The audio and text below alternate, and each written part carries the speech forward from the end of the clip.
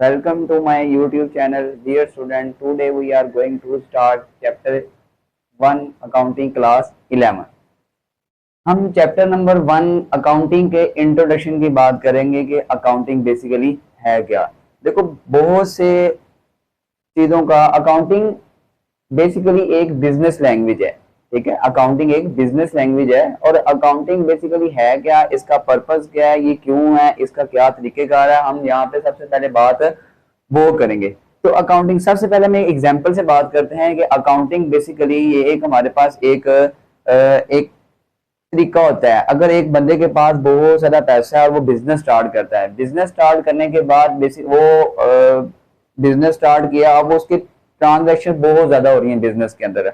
मिसाल के तौर पर वो गुड्स परचेज कर रहा है, गुड्स सेल कर रहा है, गुड्स बना रहा है, सैलरीज दे रहा है, रेंट पे कर रहा है, बहुत सी ट्रांजैक्शन एक छोटे से छोटे बिजनेस के अंदर एक साल के अंदर बहुत सी ट्रांजैक्शन होती हैं।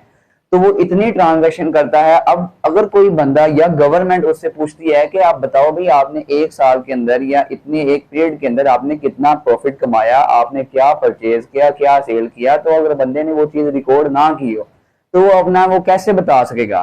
तो हमारे पास बेसिकली ये जो चीजों का रिकॉर्ड रखना जो होता है ना, जो चीजों का मेंटेनेंस रिकॉर्ड रखना होता है, वो हम किस में रखते होते हैं, अकाउंटिंग की बेस पे रखते होते हैं। उसके रूल होते हैं वो हमारे पास किस में रखते होते हैं, अकाउंटिंग की बेस पर रखते होते हैं। अगर मिसाल के तौर पर अगर मैंने अपना बिजनेस के अंदर जितनी भी ट्रांजैक्शन हुई है और मैंने वो ट्रांजैक्शन अपनी सारी की सारी रिकॉर्ड की हुई है, मैंने सैलरी दी है, मैंने रेंट दिया तो रिकॉर्ड किया है, मैंने एसेट खरीदा है तो मैंने रिकॉर्ड किया है, मैंने लाइबिलिटी पे किया तो रिकॉर्ड किया है, मैंने सारी चीजें रिकॉर्ड किया है। अगर साल के एंड पे, पीरियड के एंड पर मुझसे कोई गवर्नमेंट पूछती है कि बताओ भाई आपने कितना रेंट पे किया, कितना प्रॉफिट कमाया, तो मैं अपना रिकॉर्ड देखकर क्या करूंगा, बता दूंगा कि भाई मैंने कितना ये चीजें प्रॉफिट कमाया है। तो वो मेरे पास एक पूरा रिकॉर्ड होगा। तो रिकॉर्ड रखने का तरीका क्या होता है, उसको अकाउंटिंग कहते होते हैं।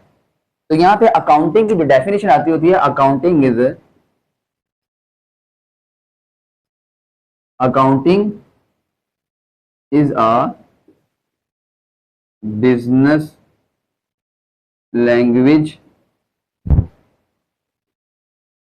That record, classifying, summarize and interpreting the data. तो अकाउंटिंग का मतलब ये होता है, अकाउंटिंग हमारे पास एक बिजनेस लैंग्वेज होती है जो कि रिकॉर्ड करती है, क्लासिफाई करती है, समराइज करती है एंड इंटरप्रेटिंग करती है। किसको, डाटा को। अभी डाटा क्या होता है, डाटा का यहाँ पे मतलब होता है बिजनेस के अंदर होने वाली ट्रांजैक्शन। क्या, बिजनेस के अंदर होने वाली ट्रांजैक्शन को क्या करते होते हैं, अकाउंटिंग के अंदर रिकॉर्ड भी किया जाता है, फिर उसी डाटा को क्लासिफाई भी किया जाता है, फिर उसी को समराइज भी किया जाता है, इंटरप्रिटेटिंग भी किया जाता है और उसका पूरा एक वे होता है। अच्छा, अब देखो, सबसे पहले हम अकाउंटिंग की डेफिनेशन को प्रॉपर तरीके से समझ लेते हैं कि बेसिकली होता क्या है। रिकॉर्डिंग का मतलब क्या होता है कि जो आप क्या करते हो, आपका डाटा, आपकी ट्रांजैक्शन आपके पास है, उनको सबसे पहले हम क्या करेंगे, रिकॉर्ड करेंगे। ठीक है, उनको सबसे पहले रिकॉर्ड करेंगे। रिकॉर्ड करने के बहुत से तरीके होते हैं, वो हम आगे डिटेल से पढ़ेंगे। रिकॉर्ड करते हैं, फिर क्लासिफाई करते होते हैं। क्लासिफाई करने से क्या मुराद होता है, डाटा को रिकॉर्ड तो कर लिया, डाटा को रिकॉर्ड करने के बाद हमने डाटा को क्लासिफाई करना है। अलग अलग उसके अकाउंट्स बना के डाटा को क्या कर देंगे, एक तकसीम कर देंगे, क्लासिफाई कर देंगे। फिर समराइज करने का मतलब क्या होता है, डाटा को क्या कर देंगे, मजीद हम क्या कर देंगे, समराइज कर देंगे। समराइज करने का मुराद ये होता है कि हम डाटा को मजीद क्या कर देंगे, कम कर देंगे और उसको एक कम वे में ले आएंगे। फिर इंटरप्रेटिंग का मतलब ये होता है कि हम वहां पे क्या कर देंगे, प्रॉफिट एंड लॉस चेक करेंगे कि हमारे पास अब डाटा के अंदर प्रॉफिट यानी कि ट्रांजैक्शन जो भी बिजनेस किया था उसमें हमारे पास प्रॉफिट होगा या लॉस होगा। तो बेसिकली हम बात ये करेंगे कि अकाउंटिंग एक बिजनेस लैंग्वेज होती है जो कि डाटा को यानी ट्रांजैक्शन को रिकॉर्ड करती है, क्लासिफाई करती है, समराइज करती है, इंटरप्रिटेटिंग करती होती है। तो बात समझ आइए आप लोगों को कि ये जो रिकॉर्डिंग, क्लासिफाइंग, समराइजिंग और इंटरप्रेटिंग का क्या मतलब होता है।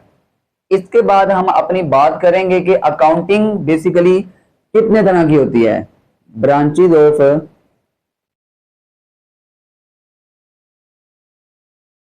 अकाउंटिंग।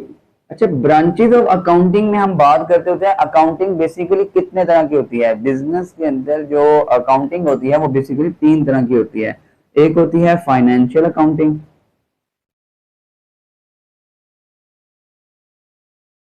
और एक होती है हमारे पास कॉस्ट अकाउंटिंग, और एक क्या होती है हमारे पास मैनेजेरियल अकाउंटिंग।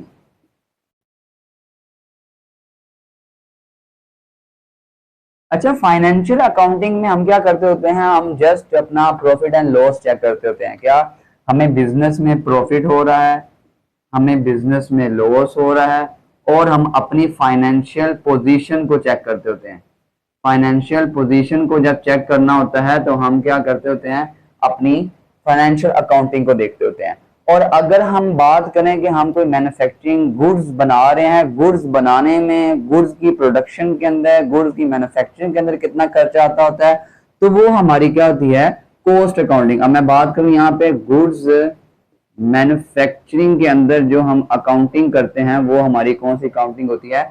कॉस्ट अकाउंटिंग होती है। मैनेजेरियल अकाउंटिंग का मतलब होता है कि हम डिसीजन लेते होते हैं, अपने डिसीजन लेते होते हैं किसके लिए?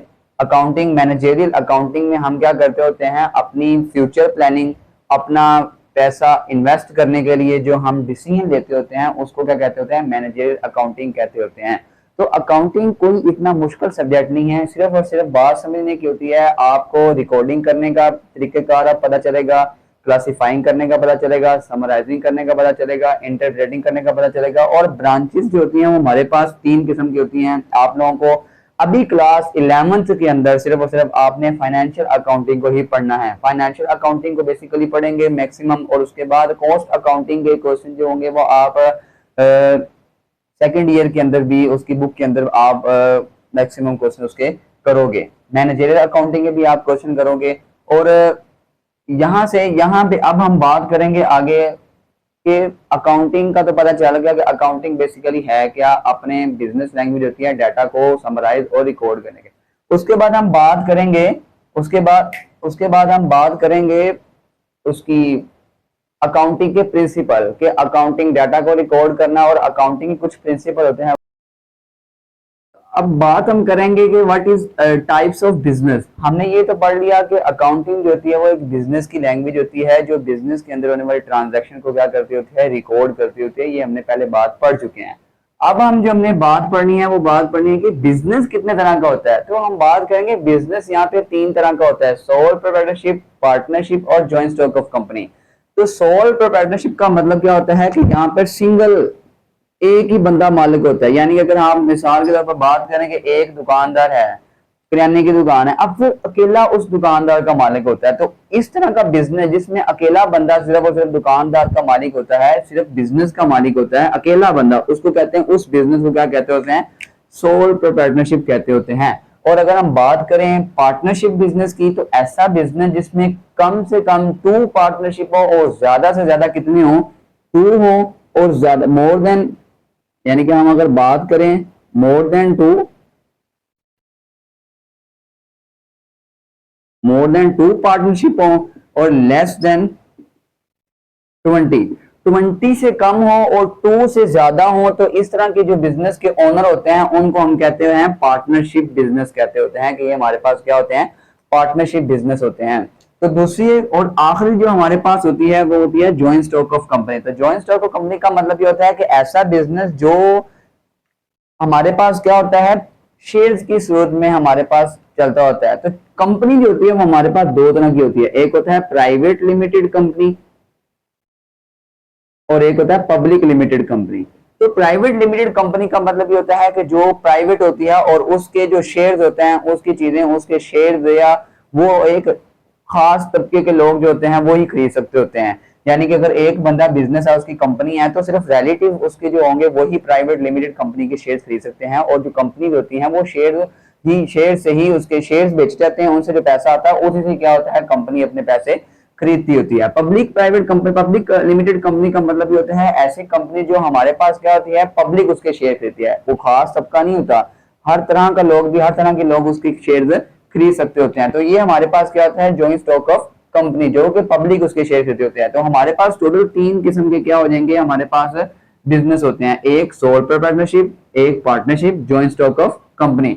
जॉइंट स्टॉक ऑफ कंपनी के नाम से पता चल रहा है, जॉइंट स्टॉक, स्टॉक का मतलब होता है शेयर्स, तो जो शेयर्स को इकट्ठा करके कंपनी को चलाए उसको क्या कहते होते हैं, जॉइंट स्टॉक ऑफ कंपनी। तो ये 3 तरह के बिजनेस जो होते हैं, ये बिजनेस के अंदर कि और उसके मार्केट के अंदर ये 3 तरह के बिजनेस होते हैं आमतौर पर। अब हम बात करेंगे अकाउंटिंग प्रिंसिपल की। हमें पता चल गया कि अकाउंटिंग एक बिजनेस लैंग्वेज होती है और बिजनेस 3 तरह का होता है और तीनों वे के अंदर ही अकाउंटिंग क्या होती है, यूज होती है। अकाउंटिंग एक रिकॉर्डिंग सिस्टम होता है, ट्रांजैक्शन को रिकॉर्ड करने का तरीका होता है, प्रॉफिट एंड लॉस अकाउंट निकालने का हमारे पास एक सिस्टमेटिक वे होता है। तो तीनों बिजनेस के अंदर हम अकाउंटिंग को यूज करते होते हैं। अब अकाउंटिंग को यूज करने के उसके कुछ प्रिंसिपल होते हैं, असूल होते हैं। तो हम सबसे पहले इस चैप्टर नंबर 1 के अंदर अब अकाउंटिंग के प्रिंसिपल देखेंगे। अब पहला प्रिंसिपल क्या होता है हमारे पास, separate entity concept. Separate entity concept का मतलब ये होता है कि ओनर और बिजनेस ये अलग अलग होते हैं, इनका कंसेप्ट अलग अलग होगा, दोनों क्या होंगे, सेपरेट होंगे। क्या होंगे, अलग होंगे। यानी कि बिजनेस के अंदर ओनर अगर कोई पैसा इन्वेस्ट कर रहा है तो बिजनेस का ये काम है कि उसने ओनर को ये पैसा वापस इन फ्यूचर देना है। यानी कि ओनर अपनी मर्जी से बिजनेस के अंदर कोई भी पैसा अपने पर्सनल यूज के लिए निकाल कर नहीं लेके जा सकता। बिजनेस एक अलग चीज है, ओनर अलग चीज है। तो ओनर और बिजनेस एक अलग अलग दो होंगे। बिजनेस एक आर्टिफिशियल पर्सन होगा और दूसरा ओनर क्या होगा, ये अलग होगा। बिजनेस ओनर अगर बिजनेस के अंदर पैसा इन्वेस्ट कर रहा है तो बिजनेस उसको ये पैसा इन फ्यूचर वापस करेगी। तो हमने बिजनेस और ओनर को क्या करना है, अलग अलग समझना है। बिजनेस अलग होगा और ओनर अलग होगा। तो पहला अकाउंटिंग का प्रिंसिपल ये कहता होता है कि ओनर और बिजनेस हमारे पास क्या होगा, ये अलग अलग चीजें होंगी, सेपरेट चीजें होंगी। ठीक है, तो इनको आपने अलग अलग पढ़ना है, क्योंकि आगे जब हम आगे अकाउंटिंग का जो पहला वे होता है रिकॉर्डिंग करना, उसमें जब पढ़ेंगे तो आपको बिजनेस और ओनर की जो ट्रांजैक्शन रिकॉर्ड करेंगे ना, वो अलग अलग ही करेंगे। दूसरा जब हमारे पास प्रिंसिपल होता है वो होता है going concern concept. Going concern concept का मतलब क्या होता है कि बिजनेस हमेशा चलता रहेगा। Business is always going concern. अच्छा, बिजनेस गोइंग ऑलवेज कंसर्न का मतलब ये होता है कि बिजनेस जो हम स्टार्ट कर रहे हैं, हमारा ये मंशूर होता है, हमारा ये बिजनेस कंसेप्ट ये होता है कि बिजनेस अब कंटिन्यूसली चलेगा। ऐसा तो नहीं होता कि हम अगर बिजनेस कर रहे हैं तो हमने हफ्ते के लिए बिजनेस किया, उसके बाद हम यूज नहीं करेंगे। हफ्ते के लिए हम अकाउंटिंग के रूल को यूज करेंगे तो हम उसके बाद हमने हमारा बिजनेस खत्म हो जाएगा ऑटोमेटिकली। ऐसा नहीं होता। बिजनेस जो होता है, अकाउंटिंग ये कहती है कि अगर आप कोई बिजनेस कर रहे हो तो वो आपका बिजनेस कंटिन्यूसली चलता रहेगा, एट द लॉन्गेस्ट टाइम तक चलता रहेगा। जब तक चलेगा तब तक चलता रहेगा। हम इसको ये नहीं हो सकता कि बिजनेस कर रहे हैं और बिजनेस खुद ब खुद ही 2 महीने बाद 1 साल बाद खत्म हो जाए, ऐसा नहीं होता। हाँ, अगर हम अपनी मर्जी से अपने पर्सनल ओपिनियन से अगर कोई बिजनेस खत्म कर दें, चाहे एक दिन की अगले दिन हम वो नहीं कर रहे हैं, वो अलग बात है। लेकिन अकाउंटिंग ये कहती है कि अगर आप बिजनेस स्टार्ट कर रहे हो तो वो बिजनेस क्या होता है, आपका लॉन्ग टर्म के लिए कंटिन्यूस होता है। ठीक है, तो दूसरा हमारे पास जो अकाउंटिंग का प्रिंसिपल था वो गोइंग कंसर्न कंसेप्ट था। तीसरा हमारे पास हमारे जो है वो प्रिंसिपल है वो है money measurement concept. Money measurement concept का मतलब क्या होता है कि हर चीज जो भी आपके पास बिजनेस के अंदर ट्रांजैक्शन हो रही है उसको आपने पैसे की सूरत में मेजर करना है। पैसे की सूरत में हर चीज, आप किसी को रेंट दे रहे हो तो पैसे, आप किसी से पैसे ले रहे हो तो आप कोई चीज ले रहे हो तो पैसे, आप गुड्स खरीद रहे हो, ये नहीं हमने ट्रांजैक्शन करनी कि मैंने 5 गुड्स खरीदी हैं, 5 तो हम 5 की एंट्री करें। नहीं, गुड्स कितने पैसों की खरीदी है, आया कि बिजनेस के अंदर पैसा कितना आया है। हम कोई चीज ले रहे हैं, दे रहे हैं, तो इन दी फॉर्म ऑफ पैसा, पैसे की सूरत में आपने चीजों को मेजर करना है। ठीक है, इन दी फॉर्म ऑफ जो भी ट्रांजैक्शन होगी वो हमारे पास क्या होगी, in the form of money, in the form of money, पैसों की सूरत में हमारे पास क्या होगा, हर चीज को मेजर किया जाएगा। जितनी भी ट्रांजैक्शन होगी बगैर पैसों के हमारे पास कोई चीज मेजरमेंट नहीं होगी। तीसरा होता है कॉस्ट कंसेप्ट है। अब कॉस्ट कंसेप्ट जो होता है वो बिजनेस की अकाउंटिंग के प्रिंसिपल का सबसे इंपॉर्टेंट कंसेप्ट है। वो ये है, कॉस्ट कंसेप्ट ये कहता होता है कि आपने अगर कोई चीज खरीदी है, मिसाल के तौर पर अगर आपने बिजनेस के लिए एक लैपटॉप खरीदा है, ठीक है, बिजनेस के लिए, अब जाहिर सी बात है आपने लैपटॉप खरीदा होगा, आपने पैसा दिया है, आपके पास एक लैपटॉप आ गया। अब आप इस चीज की ट्रांजैक्शन आपके पास हुई है, अब ट्रांजैक्शन को आपने रिकॉर्ड तो करना है। रिकॉर्ड करने के बाद आपने सो मिसाल के तौर पर अगर आपने लैपटॉप 1 लाख रुपए का खरीदा और आपने उस ट्रांजैक्शन को रिकॉर्ड कर लिया 1 लाख रुपए के हिसाब से, अब 2 साल के बाद आपकी वो जो लैपटॉप है उसकी कीमत 1.5 लाख रुपए हो जाती है, 1,50,000 रुपए हो जाती है। तो क्या आप अपनी रिकॉर्डिंग के अंदर जाके उस एसेट की, उस लैपटॉप की कीमत चेंज कर दोगे? ऐसा नहीं होता। अकाउंटिंग ये कहती है कि आपने जितने का एसेट खरीदा होगा, जितने की कोई चीज खरीदी है, आपकी अकाउंटिंग के अंदर, रिकॉर्डिंग के अंदर वो चीज उतनी ही रहेगी। अगर करंट के अंदर कोई चीज चेंजिंग होती है तो आपने अपनी रिकॉर्डिंग के अंदर चेंज नहीं करना। तो क्या होगा हमारा recording in original price. According हम रिकॉर्डिंग करेंगे और एसेट की ओरिजिनल प्राइस जितने का हमने परचेज किया था, या ऐसा भी कह सकते हैं रिकॉर्डिंग ऑन परचेजिंग प्राइस, इस तरह भी करें ऑन परचेजिंग प्राइस। हम रिकॉर्डिंग करेंगे एसेट की जितने का हमने परचेज किया था। ये नहीं है कि अगर मेरे खरीदने के बाद 1.5 लाख का लैपटॉप हो गया, मैं उसको 1.5 लाख रुपए की एंट्री खुद ब खुद ही कर दूं, तो ये रूल नहीं है, ये रूल की वायलेशन हो जाएगी। हमने कॉन्सेप्ट, कोर्स कॉन्सेप्ट ही कहता है जितने का आपने एसेट खरीदा होगा वो उतने का ही रहेगा आपकी बुक्स के अंदर, रिकॉर्डिंग के अंदर। आगे कहता है हमारे पास ड्यूअल एस्पेक्ट कंसेप्ट है। हर ट्रांजैक्शन का दो एस्पेक्ट्स होते हैं, मिनिमम 2 एस्पेक्ट्स होते हैं। वो 2 एस्पेक्ट्स कौन से होते हैं? एक होता है डेबिट और एक क्या होता है? क्रेडिट है। हम जो भी ट्रांजैक्शन बिजनेस के अंदर, इवन से सबसे छोटी से छोटी भी ट्रांजैक्शन जो होती है उसके 2 एस्पेक्ट्स होते हैं। कुछ जो अमाउंट डेबिट होगी वही अमाउंट क्या होगी? क्रेडिट भी होगी। और डेबिट और क्रेडिट ये ऑलवेज इक्वल होंगे आपस में। जितनी अमाउंट डेबिट होती है उतनी ही अमाउंट क्रेडिट होती है। ये हम रूल आगे पढ़ेंगे चैप्टर नंबर 2 के अंदर जाके, हम ये रूल बड़ा डिटेल से पढ़ेंगे कि डेबिट क्या होता है और क्रेडिट क्या होता है। ठीक है, उसके बाद हमें ये पता चल गया कि हर ट्रांजैक्शन, बिजनेस के अंदर ट्रांजैक्शन को ही तो रिकॉर्ड करना होता है, तो ट्रांजैक्शन के हर 2 एस्पेक्ट्स होंगे, एक डेबिट और एक क्रेडिट होगा। अच्छा, अगला जो हमारे पास प्रिंसिपल आता है वो अकाउंटिंग पीरियड कंसेप्ट है। अकाउंटिंग पीरियड कंसेप्ट का मतलब ये होता है कि आपने चीजों को कितनी देर तक रिकॉर्ड करना है और आखिर में आपने उसका प्रॉफिट एंड लॉस कब निकालना है कि भाई मैं साल रिकॉर्ड कर रहा हूं। तो अकाउंटिंग ये कहता है कि आपका 1 ईयर जो होता है वो अकाउंटिंग पीरियड है। 1 ईयर इज अकाउंटिंग पीरियड। आपका 1 ईयर तक अकाउंटिंग पीरियड होगा, आप 1 साल तक चीजों को रिकॉर्ड कर सकते हो। दूसरा ये हमारे पास है 1 साल के बाद आप लोगों ने प्रॉफिट एंड लॉस अकाउंट निकालना होता है। दूसरा हमारे पास जो सेकंड लास्ट जो प्रिंसिपल है वो है मैचिंग प्रिंसिपल। अब ये भी इतना ही इंपॉर्टेंट है जितना हमारे पास पहले। ये सबसे ज्यादा इंपॉर्टेंट क्यों है? अच्छा, सबसे ज्यादा इंपॉर्टेंट ये इस वजह से है, देखो अगर मैं बात करूं, अगर एक बंदा 1 साल में प्रॉफिट निकालना, उसको प्रॉफिट हो रहा है 2 लाख रुपए, तो जाहिर सी बात है जिस साल में उसको प्रॉफिट हुआ है उसने उसी साल के ही एक्सपेंस उस प्रॉफिट से माइनस करने हैं। मिसाल के तौर पर अगर 2016 के अंदर एक बंदे को 2 लाख रुपया प्रॉफिट हुआ है साल के एंड पे 2016 के बिजनेस के ईयर से, तो उसने उस प्रॉफिट से, उस इनकम से ही उसी साल भी एक्सपेंस माइनस करने हैं। ये नहीं हो सकता कि 2016 के मेरे पास इनकम आई है और मैं उससे पिछले सालों के 2 साल पहले के एक्सपेंस माइनस कर रहा हूँ, या मैं आने वाले साल के एक्सपेंस पहले बर्दाश्त कर रहा हूँ और पीछे वाले मेरे वैसे के वैसे हैं। तो अकाउंटिंग मैचिंग प्रिंसिपल ये कहता होता है कि जिस साल की इनकम होगी, या मैं अगर आपके लिए उर्दू में लिख दूं वो ये होगा कि जिस साल की इनकम होगी उसी साल के एक्सपेंस क्या होंगे? माइनस होंगे। ये हमारे पास अकाउंटिंग का प्रिंसिपल ये कहता है कि आपने जिस साल इनकम किया उसी साल के आपने एक्सपेंस माइनस करने हैं, ना ज्यादा ना आगे के माइनस करने हैं पहले, ना उससे पिछले के माइनस करने हैं। जिस साल की इनकम या जिस महीने की इनकम उसी महीने के एक्सपेंस माइनस करेंगे।